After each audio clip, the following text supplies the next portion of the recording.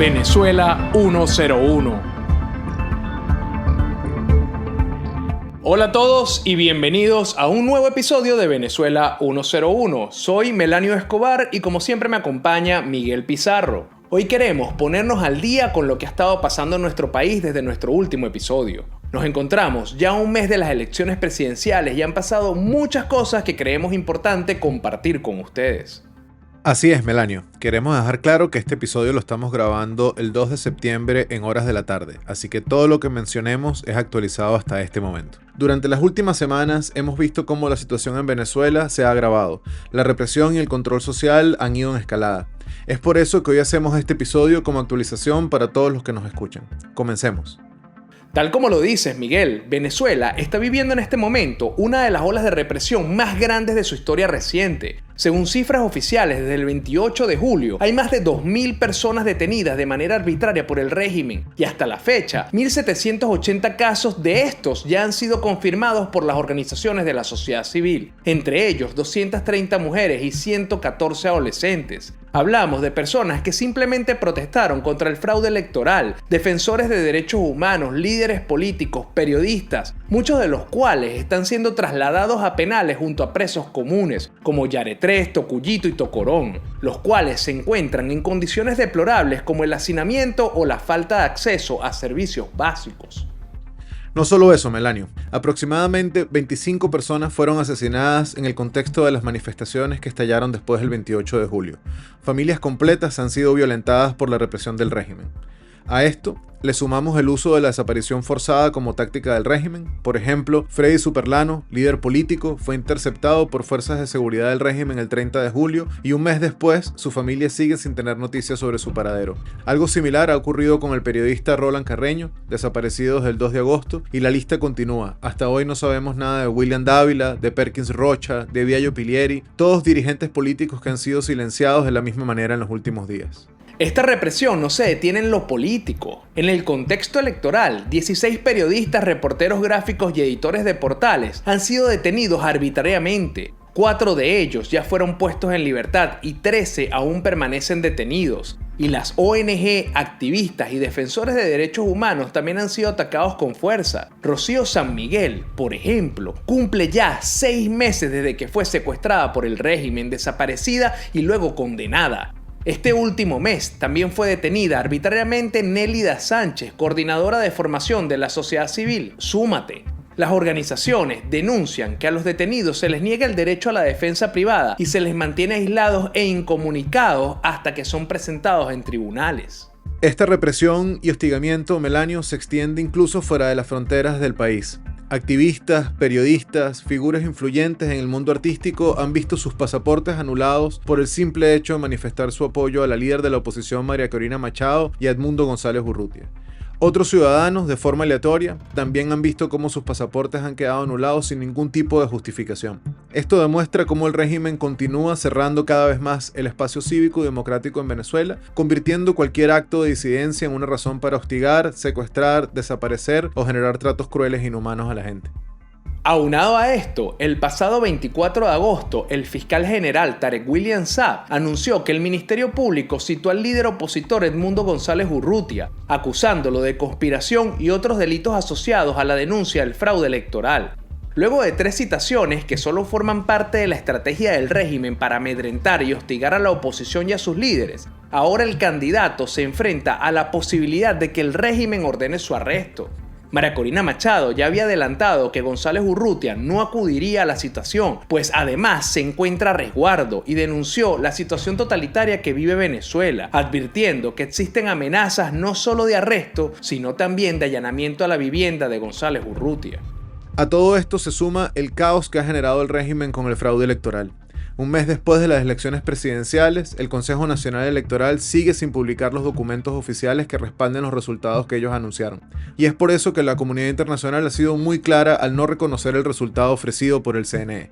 Diversos países y dirigentes se han negado a aceptar unos resultados sin pruebas, sin actas, sin resultados a nivel de centro de votación. Y el régimen, en respuesta, más bien en lugar de dar estas pruebas, en lugar de mostrar los resultados o las cosas que los sustentan, presentó un recurso ante el Tribunal Supremo Supremo de Justicia, controlado por ellos mismos, que terminó certificando y convalidando el fraude anunciado por el Consejo Nacional Electoral. Sin embargo, no podemos olvidar que tanto el TSJ como el CNE, el Tribunal Supremo de Justicia y el árbitro electoral han sido señalados por la misión de determinación de los hechos de la ONU como instituciones sin ningún tipo de imparcialidad ni independencia que actúan como parte de la maquinaria represiva del Estado por órdenes del Ejecutivo. Así es, Miguel. A propósito de que hablas de las Naciones Unidas, también es importante destacar el rol del panel de expertos de la ONU que participó como observador de las elecciones. Este panel publicó un informe preliminar en el cual asegura que el manejo de los resultados por parte del CNE no cumplió con las medidas básicas de transparencia e integridad que son esenciales para la realización de elecciones creíbles.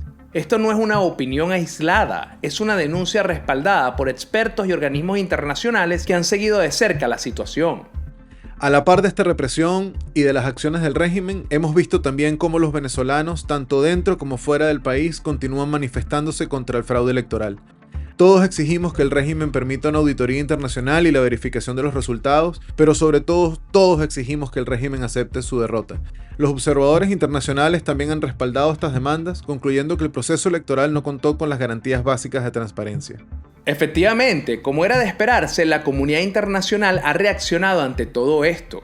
La Secretaría General de la OEA ha rechazado rotundamente el fallo del TSJ que certifica los resultados electorales, señalando que el CNE proclamó a Maduro con base a un boletín parcial, sin resultados desglosados, lo cual contrasta con la transparencia mostrada por la oposición al publicar las actas oficiales.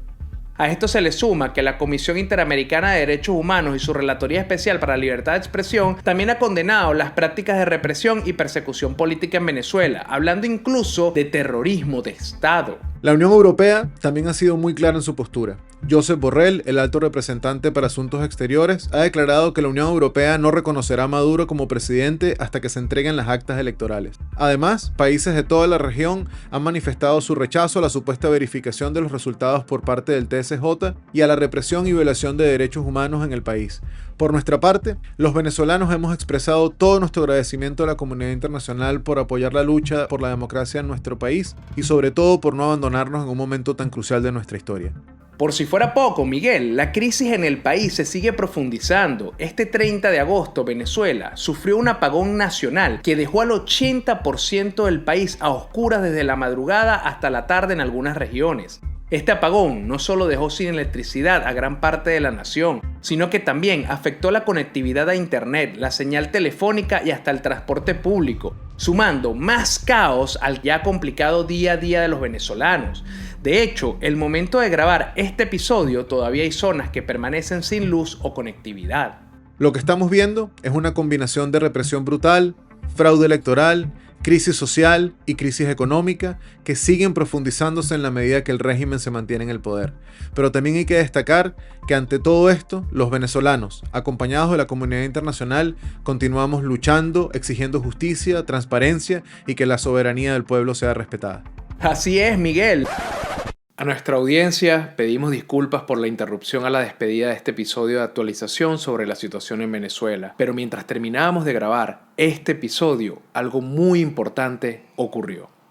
Hace minutos, el Tribunal con competencia en materia de terrorismo y delitos asociados a corrupción y delincuencia organizada ha emitido una orden de aprehensión en contra del presidente electo Edmundo González Urrutia. Esto luego de que un fiscal auxiliar del Ministerio Público realizara la solicitud de dicha orden.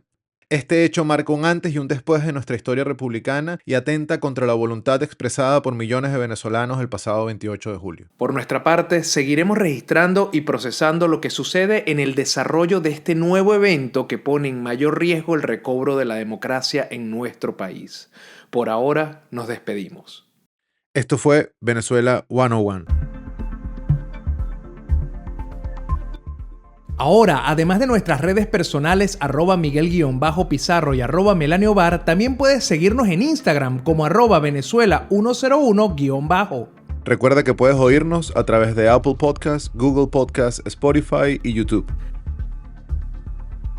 Venezuela 101.